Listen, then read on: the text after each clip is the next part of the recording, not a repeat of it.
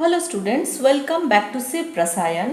Today we will study structural representation of organic compounds. See, you can represent the structure of the organic compounds in several ways. One by one we will study all those.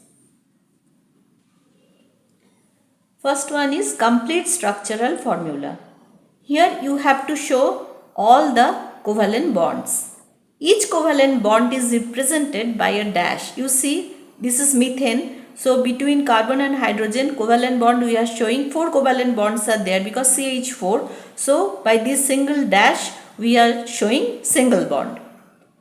Whenever required, when double bond is there, we have to write this double dash. And when triple bond is there, like in ethine, your acetylene molecule, you have to show this triple bond, triple dash. Okay, for ethene there is double bond, so double dash. And all covalent bonds you have to show properly. Next point, lone pairs of electrons on oxygen, nitrogen, sulfur, halogens may or may not be shown. Here see methanol is CH3OH. So all bonds you have to show first. Then lone pair oxygen is having 2 lone pairs of electrons. So here you can show this one or you can write like this way. Okay. Another thing, suppose you are having methylamine. So methylamine is CH3NH2. This one you can write like this way, or you can show nitrogen is having 1 lone pairs. So you can write like that way. You can show this one. It's your wish. Lone pair you can show or you can write like this way. This is complete structural formula. Next one is condensed structural formula. Here you can avoid some or all bonds. You have seen complete structural formula of ethane, ethene, ethyne, methanol. These are condensed structural formula for ethane, ethene, ethyne, methanol.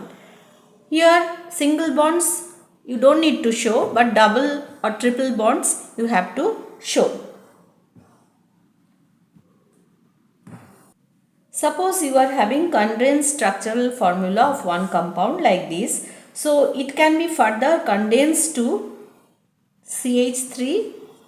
How many CH2s are there? Means how many identical groups are there? 1, 2, 3, 4. So in bracket you can write like that way. CH2, how many? 1, 2, 3, 4. So here you can write 4 as subscript and then here CH3. So it can be, this structure can be, this is condensed structure. This structure can be further condensed by indicating the number of identical groups attached to an atom by a subscript.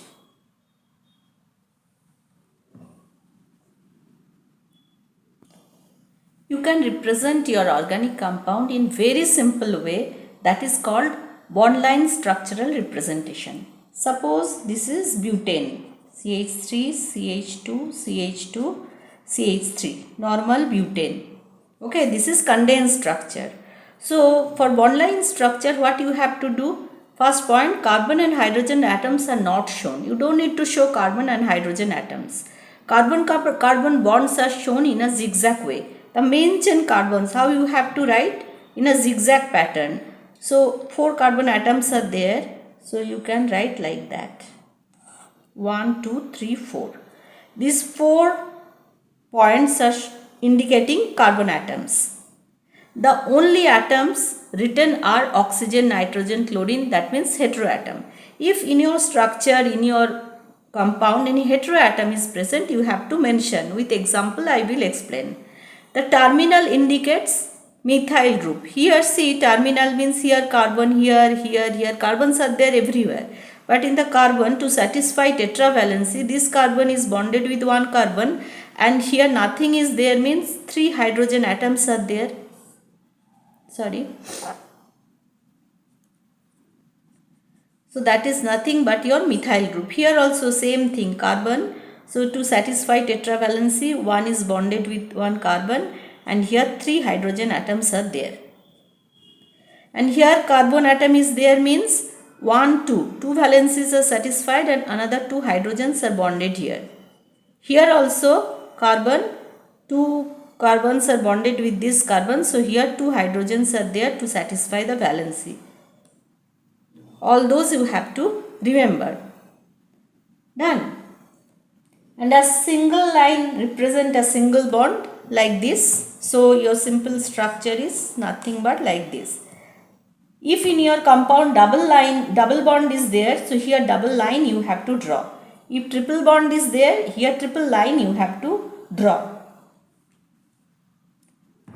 The line junction denote carbon atom. The line junction, this one, it is denoting carbon atom bonded to appropriate number of hydrogen required to satisfy the tetravalency of carbon. I think it's clear now. So this is your bond line structural representation of normal butane. Now see, this is 3-methyl octane. This is complete structural formula. Complete structural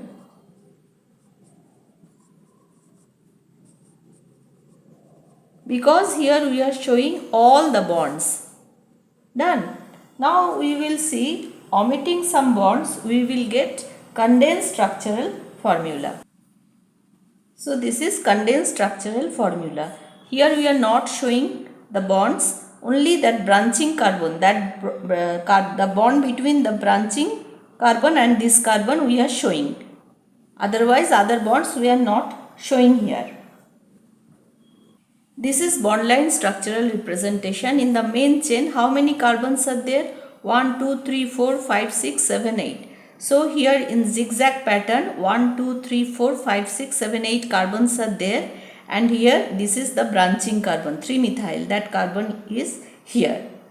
Another thing you have to remember here, the terminal position, at the terminal position, it means CH3 group is there, because to satisfy the tetravalency of carbon, here suppose we are writing one carbon, once again I am drawing this structure, 1, 2, 3, 4, 5, 6, 7, 8. Now see here, in these positions carbons are there,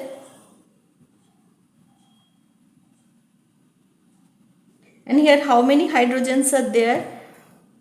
One carbon is bonded with this carbon. So to satisfy tetravalency, another 3 hydrogens we have to write. Here this carbon is bonded with 2 carbons. So here it is bonded with 2 hydrogens to satisfy the tetravalency. Here also same thing, it will be bonded to 2CH2. Here also 2CH2. Here like this. This is terminal carbon. So that means here one valency is satisfied here. Then to satisfy tetravalency, it will be connected to 3 hydrogen atoms. Here also same thing. Here CH2. So if we are writing like that, so that means it is once again complete structural formula. Complete structural formula. This is only bond line. Another example we will do. In this example, I forgot to mention this carbon is bonded with 3 carbons. So to satisfy the tetravalency, it is bonded with 1 hydrogen atom, this carbon. So that one, if you are showing, that means it is complete structural formula. Next example is 2-chlorobutane. So at 2 position of butane, 1 chlorine atom is there. We are showing all bonds here. So it is complete structural formula.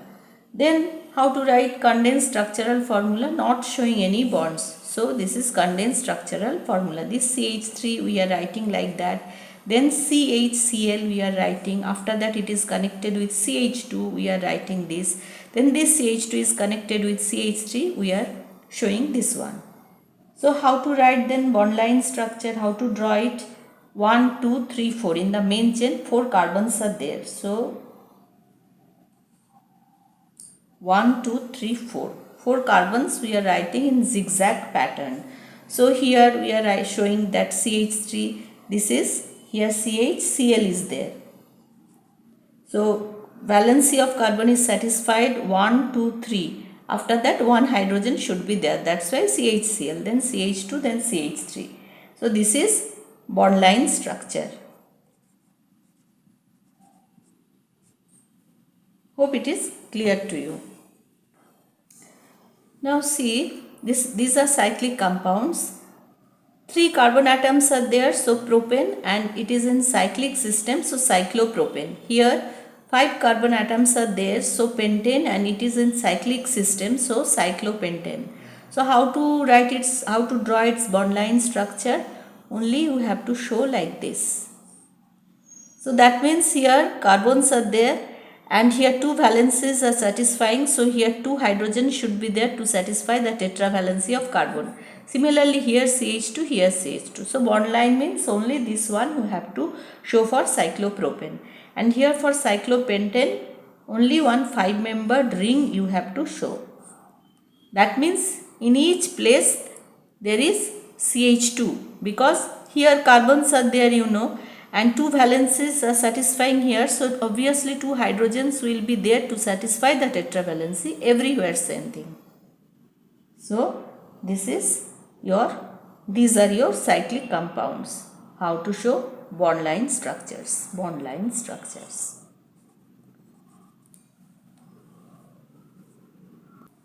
Now for this molecule, this is condensed structure. So how to show complete structural representation and bond line structural representation. For complete structure, what we have to do? First main carbon chain we are showing 1, 2, 3, 4, 5 carbons we are showing here.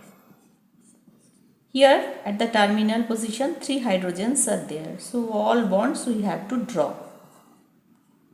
We are showing here CH2.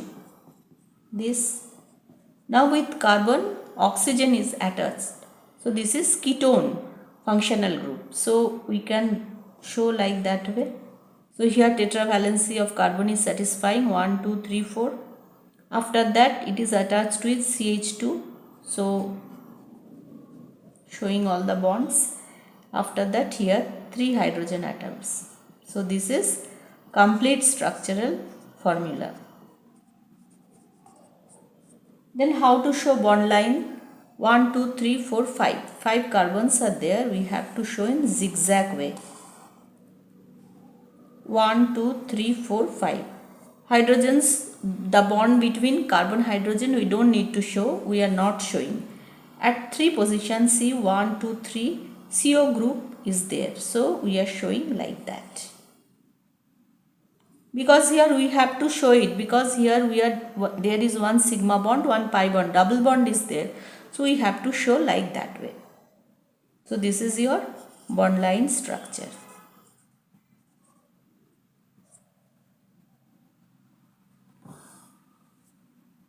Next compound is this one. This is condensed structural formula.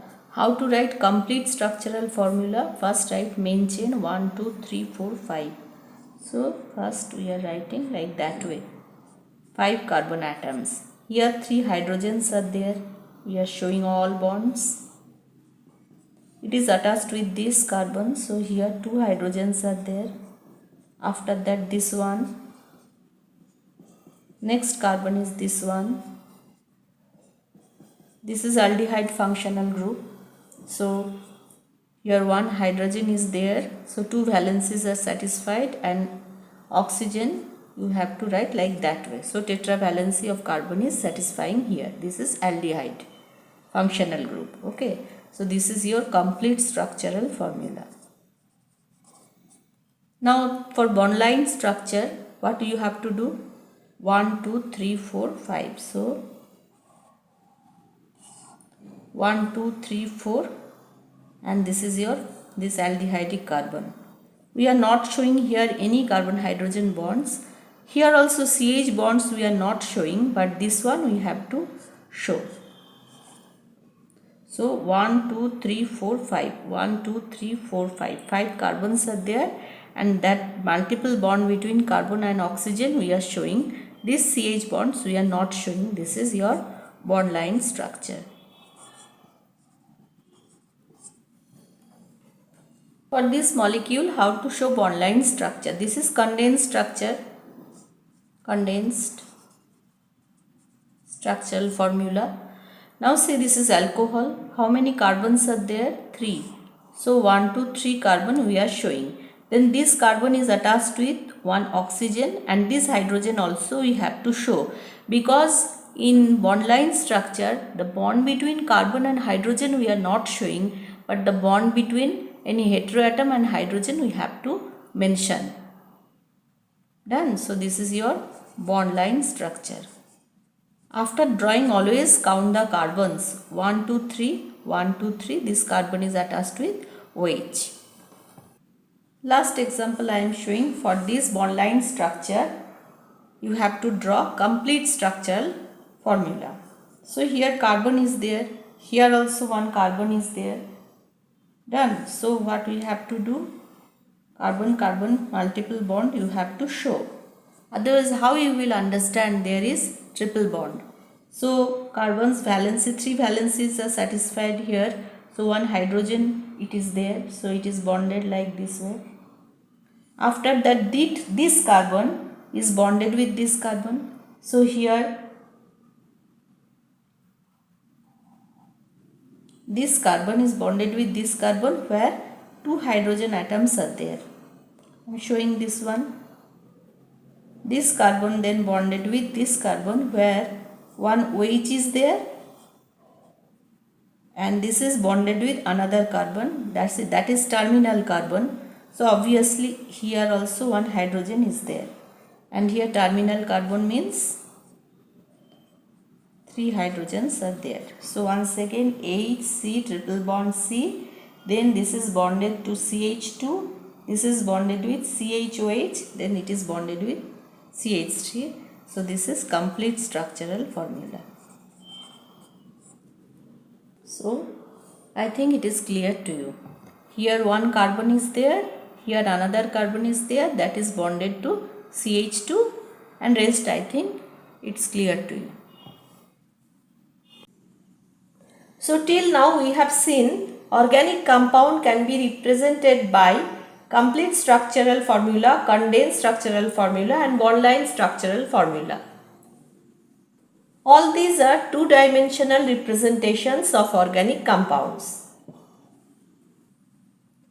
Organic compounds can also be represented on paper by three-dimensional way by using solid and dashed wedge formula. This is solid wedge and this is dashed wedge. Now see, this is three-dimensional representation of methane, CH4. Okay, so here these two bonds are on the plane of the paper. This is solid wedge, this is dashed wedge. It is written here the solid wedge represents a bond projecting out of the plane of paper and it is towards the observer. Now see, suppose this is methane molecule. Okay, so here this is carbon, these 4 are 4 hydrogen atoms, these are all 4 CH bonds. Now suppose these 2 CH bonds are on the plane of the paper. So these 2 CH bonds are on the plane of the paper, and this hydrogen, this CH bond is towards the observer, towards you. So this is out of plane, above the plane, and it is out of the plane. So this one you have to represent by solid wedge, this one. That means it is towards you, towards the observer. So it is written here the solid wedge represents a bond projecting out of the plane. It is out of the plane. If these 2 hydrogens are on plane, then this is out of the plane. Out of the plane of paper, and it is towards the observer. It is clear? And now see this dashed wedge. This one representing, it is also out of the plane but away from the observer, means